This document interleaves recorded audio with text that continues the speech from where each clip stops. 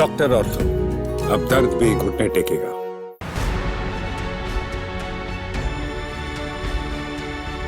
भारतीय सेना की तरफ से पाकिस्तान पर एयर स्ट्राइक कर दी गई। भारत सरकार ने पहलगाम हमले का मुंहतोड़ जवाब पाकिस्तान को दिया है।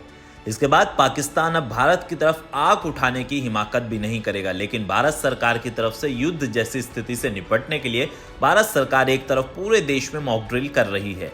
देश के अलग अलग राज्यों में मॉक ड्रिल की गई और लोगों को युद्ध जैसे हालात से निपटने के लिए तैयार किया गया।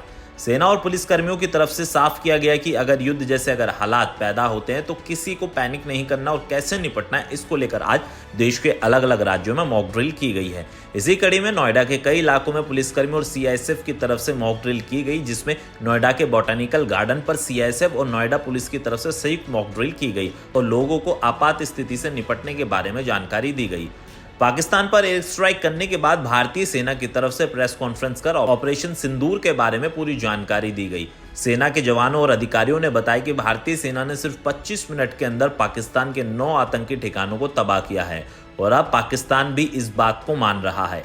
एयर स्ट्राइक में 20 से ज्यादा लोगों की मौत हो गई और 40 से ज्यादा लोग इस एयर स्ट्राइक में घायल हुए हैं। पाकिस्तान पर एयर स्ट्राइक होने के बाद बोल सकते हैं कि पाकिस्तान के सुर अब बदले बदले से दिखाई दे रहे हैं। वो पाकिस्तान जो पिछले 2-3 दिन से परमाणु हमले जैसे गीदड़ भक्की दे रहा था, युद्ध करने की बात कर रहा था, लेकिन अब पाकिस्तान के सुर बदल गए हैं। पाकिस्तान के रक्षा मंत्री ख्वाजा ने साफ किया है कि और बयान जारी करते हुए कहा, पाकिस्तान हमला नहीं करेगा, पाकिस्तान सिर्फ और सिर्फ शांति चाहता है।